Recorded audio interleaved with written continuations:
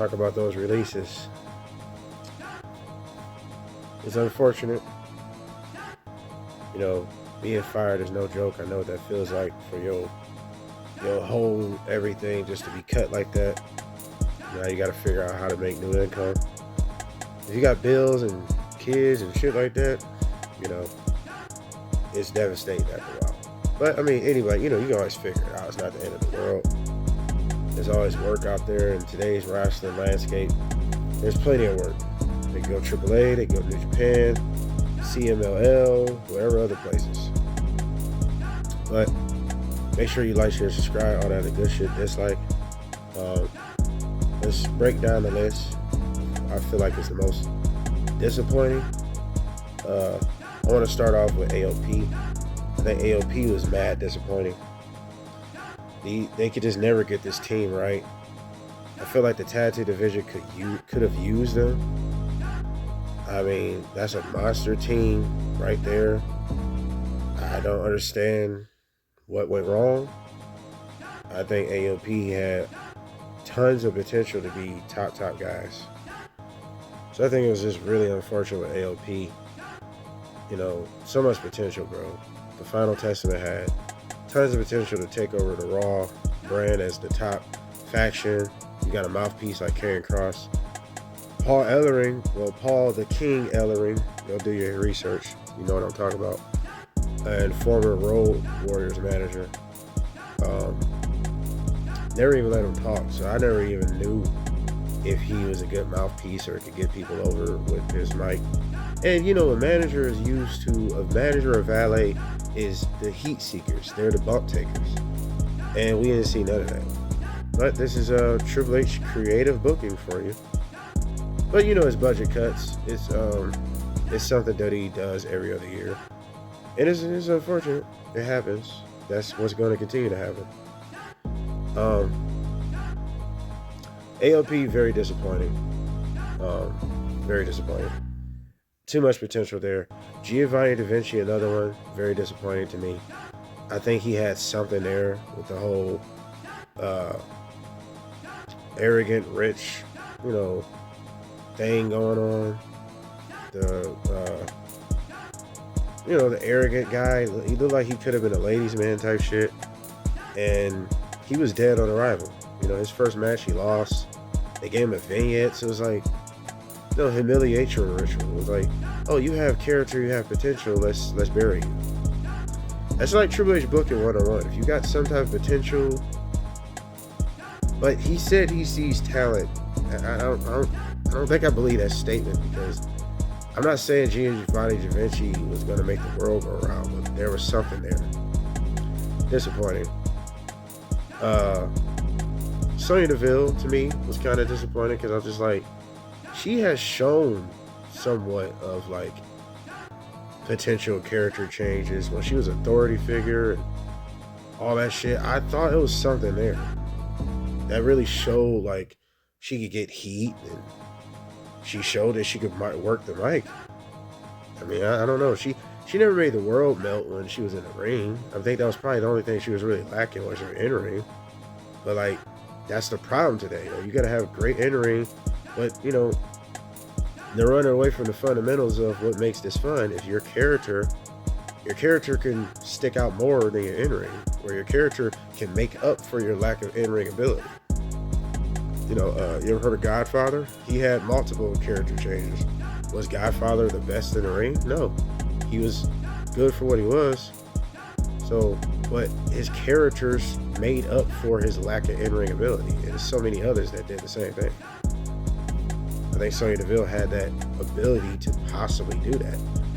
And she had an MMA background, so I was like, you could have done something there. I don't know. It is what it is. It's unfortunate with her. She was a disappointment. Isla Dawn was kind of a disappointment to a degree, because I felt like, damn, you know, oh, she fine as hell.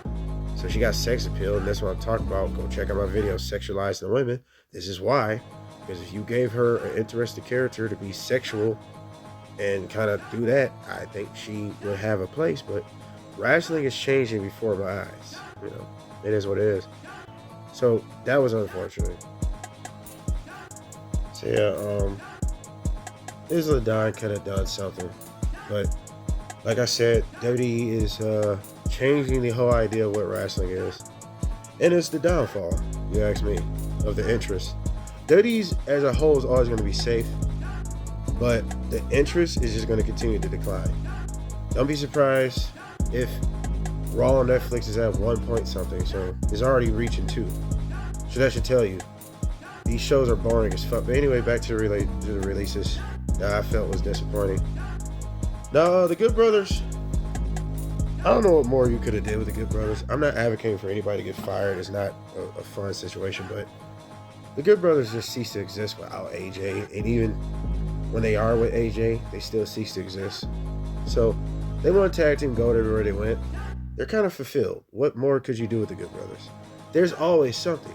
Characters and gimmicks, but the WWE, weirdly today, don't even want to do characters and gimmicks. So, I'm always going to bring that up because characters and gimmicks can still give people a place. Not saying they can't get fired still, but when you got so many people just on a roster, just sitting around collecting checks, what do? Good Brothers was kind of like that. I mean, I ain't seen the Good Brothers on TV and I don't know when, so I didn't forgot they was kind of even there, to be honest with you. It's unfortunate. They'll be in New Japan or AAA, so they safe. Blair Davenport. Now, I wasn't that familiar with her. I did some research, and I'd never seen anything. I knew she was a pretty decent wrestler in ring, though, but I never really seen anything that special about her to begin with.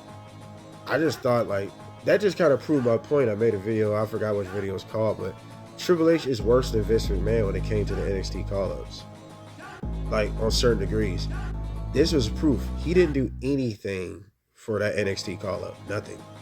Not a character change, not a name change, gimmick change, nothing. He did nothing for Blair Davenport. She's already gone. I was surprised that Kiana James girl ain't gone, because where the hell she's been? If y'all remember who she even is. So, Triple H don't do anything for the NXT call-ups. You see how he's burying Carmelo Hayes. But at least Carmelo Hayes got a job, right? And one of the other ones that's kind of a disappointment to me is Cedric Alexander. But at the same time, I'm not really surprised because we got to face this, bro. Under Triple H, there's going to be a lot of people. I mean, under any regime, it doesn't really matter. There's going to be people that just ain't going to never move up or down the card. And I never thought of Cedric as a top mid-card guy, a low mid-card guy. I've always thought of him as a guy that can just put on good matches, and that's his spot. So it surprised me that he was even there that long. But he might be safe in AEW. They could have the original Hurt Business.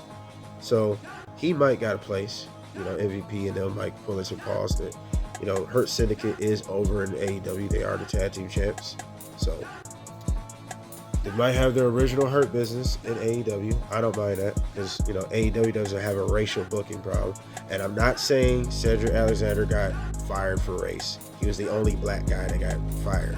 So that's clearly not the case here. But as far as a racial booking problem, WWE does. And under Triple H, they wasn't going to find nothing. I mean, it's not even just under Triple H.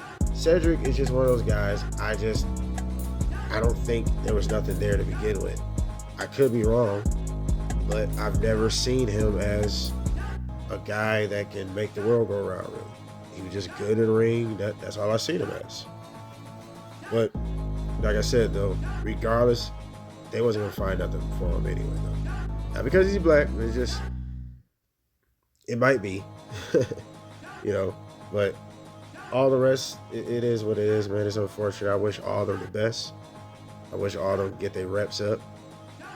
Don't let this be the end. Some of them, hey, if you save some money, do your thing. If this ain't for you, find another profession. I'm sure you can. Isla Dawn, though, her fine ass, that was a disappointment. I love seeing her. She wasn't nothing special. She just looked special. But it is what it is. What do you guys think of the releases? I had to put in one thing. I don't advocate for people getting fired, though. But bro, How has Zoe Stark still got a job? I'm like, I don't understand that. Over Sonya Deville, I'm just kind of lost with that one. I ain't gonna lie to you. I'm really confused at how Zoe Stark got a job over Sonya Deville. Even over Isla Dawn, at least they have some sorts of personality. I don't know about that one. That's just kind of weird. I like Akira Tozawa, but I'm shocked that he's still around. I mean, him and Cedric Alexander is like one and the same. But it is what it is, man. Like I said, I'm not advocating for anybody to get fired. It is what it is. It's unfortunate, and I wish all of the best. Like, share, subscribe, dislike, all that good shit. We out.